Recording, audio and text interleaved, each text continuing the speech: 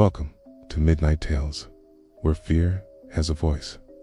And tonight, that voice belongs to the station itself. The story is about a man, alone on his first night shift as a security guard. At first, it's just the empty halls, the flickering lights, and the echo of his own footsteps. But soon, the rules appear. Rules he must follow, or something in the dark will notice. And what waits behind those doors does not want to stay forgotten. So, sit back, turn down the lights, and whatever you hear behind you, don't turn around. This is the Night Watch at Grayer's Crossing. I never thought I'd end up working the night shift. People like me weren't built for it. I was always a bed by midnight kind of guy. But bills don't care if you're tired, and neither does rent. So when the temp agency called and said they had a spot for a night security guard at some old station called Grayer's Crossing, I didn't think twice. A job was a job. The building looked like a corpse of another era. It's 4 stories of weather-stained brick, most of the windows dark. Even the street leading up to it felt abandoned. Weeds crawling through cracks in the pavement, the faint smell of oil and rust clinging to the air. The place had been closed for years, maybe decades. Supposedly, they were tearing it down next year, but I didn't see any signs of progress. Just scaffolding that looked as decayed as the station itself, smelled like dust and damp plaster. Every step I took echoed far longer than it should have. The main hall stretched out ahead of mead-tiled floors, cracked in spiderweb patterns, ticket counters boarded up, benches with splintered backs. Fluorescent lights flickered overhead, buzzing like fat insects. I found the security office tucked off the main hall, a squat little room with 2 chairs, a desk, and a wall of outdated monitors showing different angles of the station. The man waiting there didn't bother with small talk. He was older, maybe in his 60s, with hair the color of steel, wool, and eyes that looked like they hadn't closed in weeks. He slid a laminated card across the desk. "Follow the rules," he said. I picked it up. 5 lines, block letters. 1. Do not look directly at the platform clocks after midnight. 2. If you hear footsteps following you, do not turn around. 3. Never open door 6, no matter what. 4. If the phone at the security desk rings more than twice, do not answer. 5. When doing rounds, avoid mirrors after 3 a.m. I laughed before I could stop myself. Cute. Some kind of hazing thing. The old man didn't smile, didn't blink. He just repeated, followed the rules, and left. No handshake, no explanation. Just gone. I stood there holding that laminated card, waiting for the punchline that never came. Finally, I stuffed it into my jacket pocket and muttered, "Fine, whatever." By 11 o'clock, I was in the chair, sipping bitter coffee from a styrofoam cup, the monitors casting a soft glow across the room.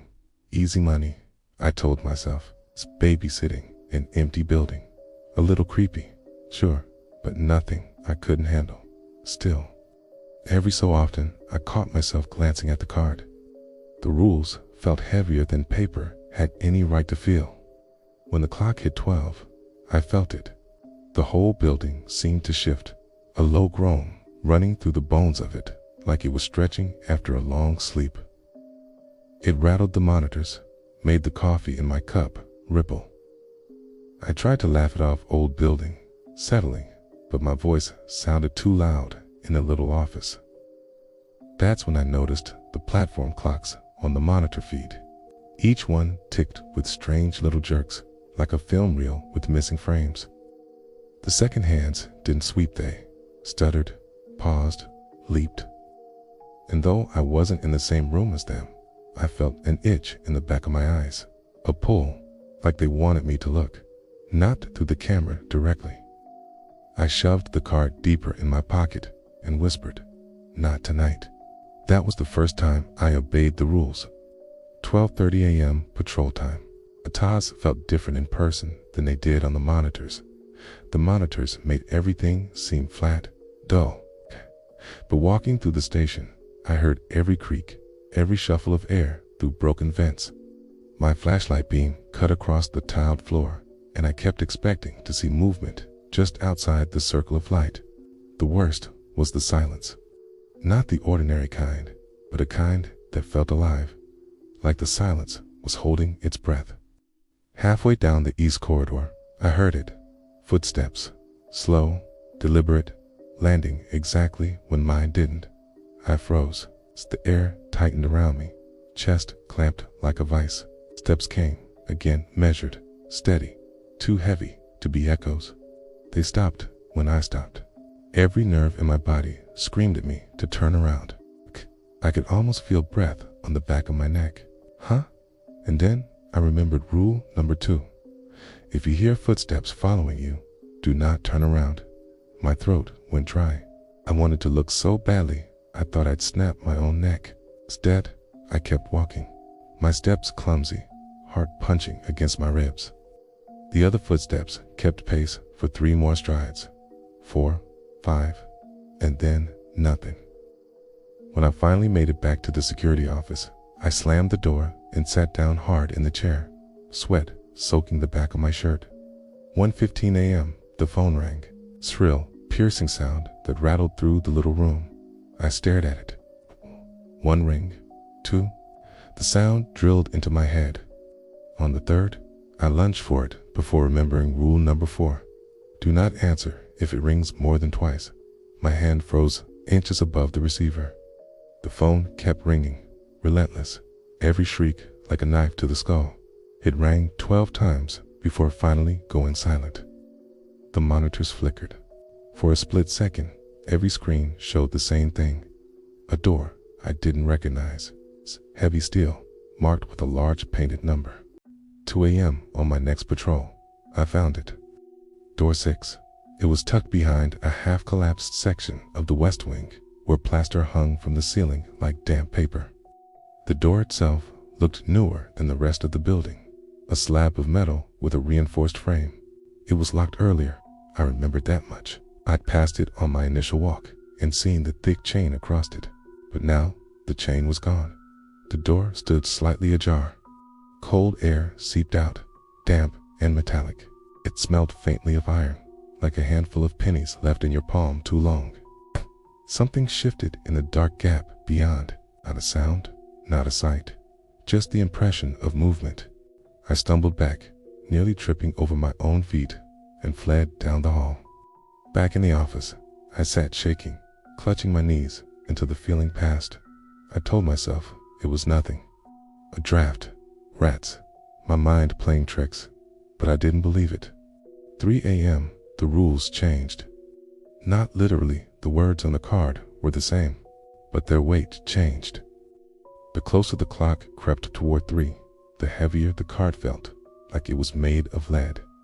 I started seeing things in the corners of the monitors, blurs of motion where there shouldn't be any. The hallway cameras fuzzed with static, shapes twisting behind the snow. That's when I noticed the mirrors. There weren't many left in the station, but the ones in the bathrooms still clung to the walls, cracked and water-stained. As I passed one during rounds, I caught sight of my reflection. It wasn't moving right. It stood a half-second behind me, eyes too wide, mouth working silently, like it was whispering words I couldn't hear. I didn't wait to see more.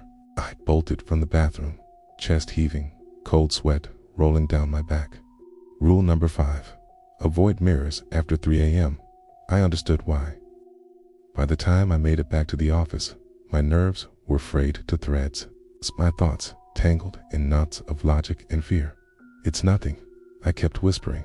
It's tired, just tricks of the mind. Buildings make noises. Cameras glitch. You're not seeing what you think you're seeing. But underneath that voice was another one. Quieter, colder. The rules aren't there to protect you. They're there to contain it. 3:27 a.m. I couldn't stay in the office anymore. The air in there felt too heavy, too close, like the walls were leaning in. Every time the monitors flickered, I caught glimpses of myself on the feeds, even when I wasn't in that hallway, standing too still, watching. So I forced myself out again, flashlight trembling in my hand. The station was darker now. The tired banks of lights had gone out, swallowing corridors in shadow. Okay. The silence wasn't empty anymore. Okay. It was crowded, pressing against my ears like invisible hands. I kept close to the main hall, telling myself I'd just make one short loop and go back. Halfway across the tiled floor, I heard it again. Footsteps, this time closer, louder. Each one landed a fraction of a second after mine, as though it was timing its steps to toy with me. "Don't turn around," I whispered. "Don't." "Okay." My skin crawled. My scalp prickled like someone was brushing cold fingers through my hair. Urge to look was unbearable, primal, like being told not to blink when something is inches from your face. I broke into a jog, shoes squeaking against the tile. The footsteps matched me, heavy and deliberate. I didn't stop running until I was back in the office with the door slammed shut. But when I glanced at the monitors, my stomach turned to stone. On every camera feed, I saw myself, standing just at the edge of the frame, back turned, head tilted slightly, as if listening. 4 a.m., the phone started ringing again. This time, it didn't stop at 12 rings. It just kept going. 30, 40. I pressed my palms to my ears, but the shrill sound drilled straight through my skull. I thought about ripping the cord from the wall, but I was too afraid. Afraid that if I touched it, I'd hear something breathing on the other end. On the 49th ring, it cut off. The silence was worse. 4:36 a.m., I couldn't take it anymore. The office felt poisoned. The rules felt poisoned. Every second I stayed, the weight of the building sank deeper into my bones. I had to get out. I grabbed my coat, shoved the laminated card into my pocket, and made for the exit. The front doors were locked, not with chains or bars, just locked like any normal door. But my key didn't work. I rattled the handles until my palms stung, but nothing gave. I tried the side doors. Same thing. Even the emergency exits, the ones with glowing green signs overhead, were sealed shut. I was trapped. When I stumbled back into the main hall, gasping for breath, I realized I wasn't alone. Something stood at the far end of the hall. A figure, tall, too thin, head cocked at an unnatural angle. I blinked, and it was gone. But the footsteps started again. 5 a.m., my thoughts started unraveling. I wrote in the logbook just to keep my hands busy, scrawling nonsense. Anything to drown out the sound of my pulse hammering in my ears. But then I noticed the words didn't look like mine. The handwriting was wrong, taller, straighter. The words themselves didn't make sense. Phrases in languages I didn't know, slashing letters that twisted off the page. At the bottom of the entry was a single word I understood. Elliot. 5:23 a.m. Door 6 was open. I didn't go looking for it. I swear I didn't. I just turned a corner, and there it was, wide open, blackness yawning beyond. Cold air poured out in steady waves, smelling of iron and rot. The darkness inside wasn't normal darkness. It bent wrong, like ink poured into water. Something moved in there, not toward me, not away, just moving, circling, like a shark testing the edges of a tank. My reflection waited by the threshold. It looked exactly like me, same tired face, same stubble, same jacket, but its eyes were bottomless pits, and it smiled. "Don't," I whispered. My voice cracked. "Don't you?" It lifted one finger to its lips, the universal gesture for silence. Then it stepped backward into the dark and disappeared. 5:45 a.m. I don't know why I followed. Maybe because every part of me screamed not to, and sometimes that scream becomes unbearable. Maybe because the rules felt like chains, and I wanted to break them just to feel free. The air inside door 6 was colder than anything I'd felt. My breath fogged instantly, and the hairs on my arms stood stiff. The flashlight beam stretched only a few feet before vanishing into ink. There was a stairwell leading down. I took one step. The door slammed shut behind me. 6 a.m. I don't know how long I wandered. There were no walls, no floor. I could recognize just steps that kept going endlessly downward. The air reeked of metal and damp earth. My own footsteps echoed back at me, distorted, like someone else was mimicking me a beat too late. Then I heard whispering, dozens of voices, layered, whispering my name over and over, sometimes soft, sometimes sharp, but always there. When I shined the light into the black, I caught glimpses of faces, not whole faces, pieces, eyes floating, mouths moving silently, hands pressed against invisible glass. Every step I took, they followed in parallel. I don't remember how I got back. 1 second I was drowning in those whispers, and the next I was standing in the main hall again, knees weak, head pounding like I'd been gone for hours. The station clocks read 6 a.m. exactly, but outside the windows, it was still night. 6:59 a.m. I tried every door again. Nothing. The phones buzzed with static now, every line alive with faint breathing. The monitors showed only one thing, the main hall. And in the main hall, dozens of figures were gathering, thin, bent, faces blurred like smudged ink. They just stood there, facing the security office, waiting. 7 a.m. The supervisor walked in, same gray hair, same hollow eyes.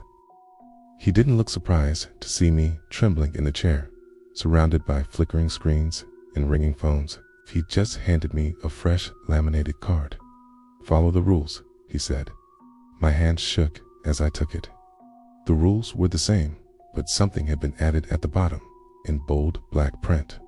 I looked up to protest, to ask what the hell this was, but the supervisor was already gone. The main hall outside the office was empty again. The figures had vanished. The clocks struck midnight. And here I am, back at the desk, back at the beginning. Writing this down in the logbook, though I don't know why. Maybe the next poor bastard who gets this job will read it. Maybe they'll laugh at the rules the way I did.